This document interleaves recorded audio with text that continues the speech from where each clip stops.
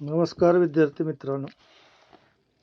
आज आपण इयत्ता 10वी विज्ञान आणि तंत्रज्ञान भाग 2 यामधील पाठ आहे हरित ऊर्जेच्या दिशेने.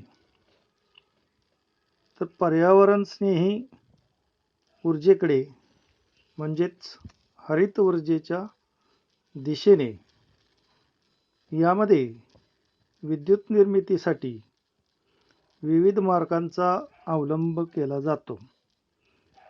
यापूर्वी आपण अभ्यासलेल्या विविध मार्गामध्ये पर्यावरणाचे प्रदूषण होत असल्याचे आपण पाहिले आहे. तसेच अनेक प्रकारच्या समस्या या ठिकाणी निर्माण होत असतात. या सर्व समस्या या पर्यावरण स्नेही ऊर्जा वापरामध्ये निर्माण होत नाहीत. यामध्ये जलसाठा, वेगात वाहणारे वारे, सौर ऊर्जा आणि जैविक इंधन या ऊर्जा स्रोतांचा वापर करून ऊर्जा निर्मिती केली जाते. हे सर्व साठे न संपणारे व शाश्वत आहे. म्हणून या साठ्यांचा वापर करून पर्यावरण स्नेही ऊर्जा मिळवली जाते. यालाच हरित ऊर्जा असे म्हटले जाते. तर यामधील जलविद्युत ऊर्जा याचा आपण आज अभ्यास करणार आहोत. तर या प्रकारामध्ये वाहत्या पाण्यातील गतिज ऊर्जा अथवा साठवलेल्या पाण्यातील स्थितीज ऊर्जा यांचा वापर केला जातो.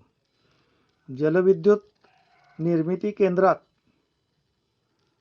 धरणात साठवलेल्या पाण्यातील स्थितीज ऊर्जेचे रूपांतर गतिज ऊर्जेत केले जाते.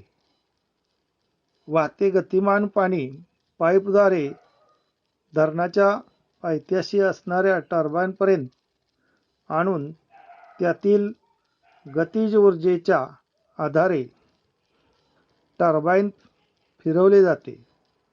टर्बाईनला जोडलेले जनित्र फिरून या ठिकाणी विद्युत निर्मिती होत असते. जलविद्युत केंद्रात आकृतीत दाखवल्याप्रमाणे टप्पे आपल्याला पाहायला मिळतात. पाण्याचा स्थितीज ऊर्जा असलेला साठा, पाण्यावर चालणारे टर्बाईन, जनित्र आणि शेवटी विद्युत निर्मिती अशा पद्धतीने हे टप्पे आपल्याला या ठिकाणी पाहायला मिळतात. या टप्प्यामध्ये आकृतीत दाखवल्याप्रमाणे ऊर्जा रूपांतरणाची प्रक्रिया घडून येते. पाण्याचा स्थितीज ऊर्जा असलेला साठा, त्यानंतर वाहत्या पाण्यातील गतिज ऊर्जा, टर्बाईनमधील गतिज ऊर्जा आणि विद्युत निर्मिती असे हे टप्पे या ठिकाणी पडल्याचे आपल्याला दिसून येतं. जलविद्युत केंद्राचा आराखडा पहा.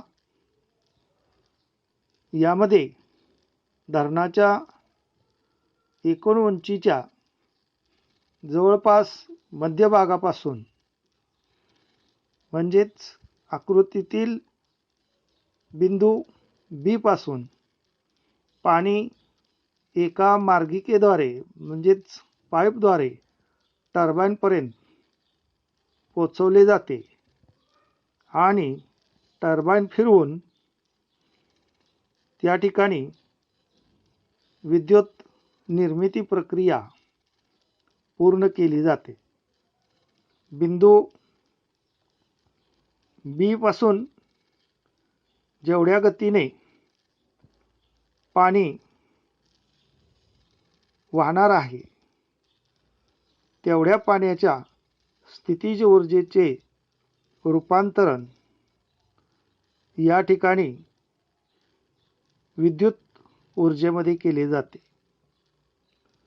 जर मार्गिका ए बिंदूपासून सुरू झाली तर विद्युत निर्मिती प्रक्रिया पाण्याचा साठा ए बिंदूपर्यंत जेवढा आहे तेवढ्याच पाण्यापासून आपल्याला विद्युत निर्मिती करता येईल. मार्गिका जर सी बिंदूपासून सुरू झाली तर सी बिंदू हा एकदम खालच्या पातळीवर आहे. या ठिकाणी पाण्याचा वेग कमी होणार आहे. परिणामी टर्बाईनची गती कमी होणार आहे आणि यामुळे विद्युत निर्मितीही कमी प्रमाणावर या ठिकाणी होईल. अशा पद्धतीनं मार्गिकेचे ठिकाण बदलल्यानंतर विद्युत निर्मितीवर त्याचा परिणाम झाल्याचं आपल्याला दिसून येईल. जलविद्युत केंद्रामध्ये कोणत्याही प्रकारचं ज्वलन होत नाही. यामुळे ज्वलनापासून होणारे प्रदूषण या ठिकाणी होत नाही. परंतु मोठ्या धरणामुळे होणारे लोकांचे विस्थापन तसेच त्यामुळे पाण्याखाली जाणारी जंगले, सुपीक जमीन, पाण्यातील सजीव सृष्टीचा होणारा विपरीत परिणाम यामुळं जलविद्युत केंद्र ही पर्यावरणस्नेही आहेत किंवा नाहीत हा नेहमीच एक वादाचा विषय ठरलेला आहे. जलविद्युत निर्मितीचे फायदे. एक, जलविद्युत केंद्रात कुठल्याही प्रकारचे इंधन ज्वलन होत नाही. ज्वलनामुळे होणारे प्रदूषण या ठिकाणी होत नाही. धरणात पुरेसा पाणीसाठा असल्यास पाहिजे तेव्हा वीज निर्मिती करणे आपल्याला शक्य होते.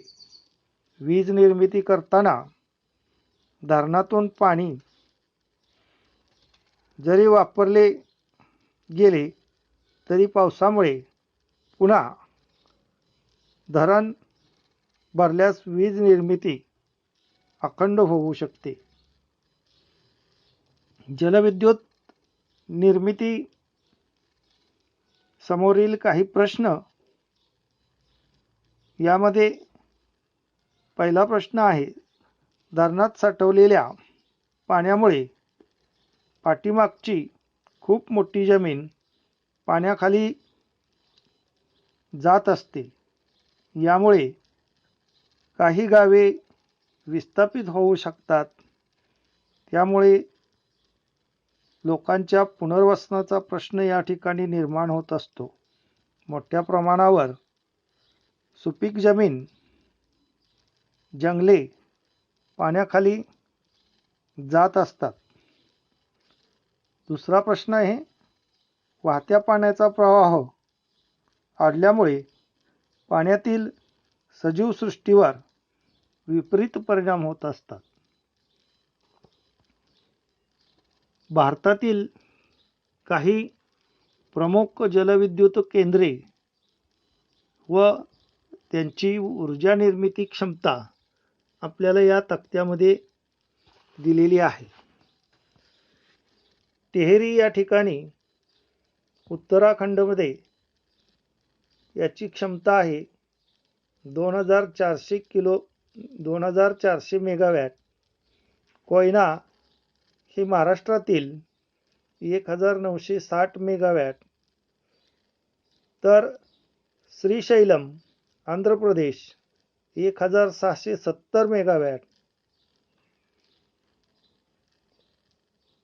नागपा झाक्री हिमाचल प्रदेश 1500 मेगावॅट अशा पद्धतीने भारतामध्ये या जलविद्युत केंद्रामधून वीज निर्मिती केली जाते.